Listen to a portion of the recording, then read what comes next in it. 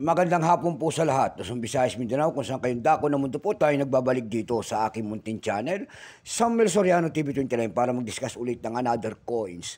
At ito po ay ating hilig, mangulikta ng barya, kaya tayo isang kolektor. Ayan po. Magandang hapon po sa lahat ng aking mga subscriber, kung saan kayong dako ng mundo po. Keep safe po sa lahat and God bless. Maraming salamat sa inyo sa lahat ng aking mga subscriber dyan. Yun naman pong mga senior citizen dyan at gusto na mga nanonood kung saan kayong dako ng mundo po, God bless din po and take care po. Ayan. Yun naman po hindi pa po nakapag-subscribe dito sa aking YouTube channel at gusto nyo ang ganito mga topic po about coins. Aanyayahan ko sana kayo at malaking tulong na po ang inyong gagawin tulad ng pagpindot ng ating subscribe button, like and share para ma-update po kayo sa mga latest ko pang gagawin mga video po. Ang pag-usapan po natin ngayon ay pera natin. Ayan. Ayan po. Makikita nyo po 1897 and then 1991. Makikita nyo po ang isang imahe ng isang lalaki. Ayan po, nakaharap po sa kanang bahagi.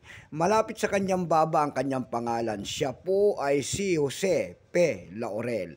Ika 100 taong kaarawan po. Ayan. And then mint mark. Ayan. Ayan. Pagkatalikod po ay makikita nyo ang year. Makikita nyo po ang imahe ng 2 pesos. Ayan. 2 pesos po ang inyong makikita. Ayan. Kapayapaan, kalayaan, katarungan, year 1943 po. Ayan, yung shield ng president. Ayan. President shield. Bago tayo magsimula sa ating talakayan, kilalanin mo muna natin siya. Ayan. Issue po, Philippines po, Period Republic, 1946, up to date po. Type, circulating commemorative coins, years 1991, value nito 2 pesos po. Currency piso, 1967, up to date po. Composition po nito ay copper nickel. May bigat lamang itong 12 grams, may haba pong 31 mm.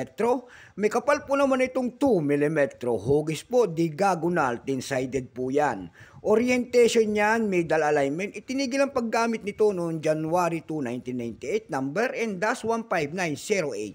Reference number KM-256. Ito pong year 1991 na ito, no percent po ito. Ayan. No percent, no mintage. Bakante po lahat. Pero mayroon siyang price doon sa ating numista kung tawagin ng ating mga kolektor. Yung kanyang very fine ay 60 pesos, extra fine 97, almost uncirculated 97. Dumako naman tayo sa kanyang presyo sa pandaigdigan.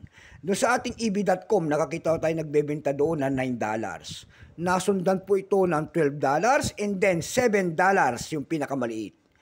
Dako naman tayo sa Carousel PH. Sa Carousel PH po, nakakita tayo nagbebenta doon ng 200 pesos. Nasundan ito ng 80 pesos. Meron naman tayong seller doon na City Talas. Ayan, yung kanyang year 1991 dito, itong hawak natin, binibenta nyo ng 1,500 pesos. Ayan lamang po ang aking may babahagi sa kadna. So hanggang dito na lamang po, Luzon, Visayas, Mindanao, kung saan kayo dako ng mundo po. Keep safe po sa lahat and God bless.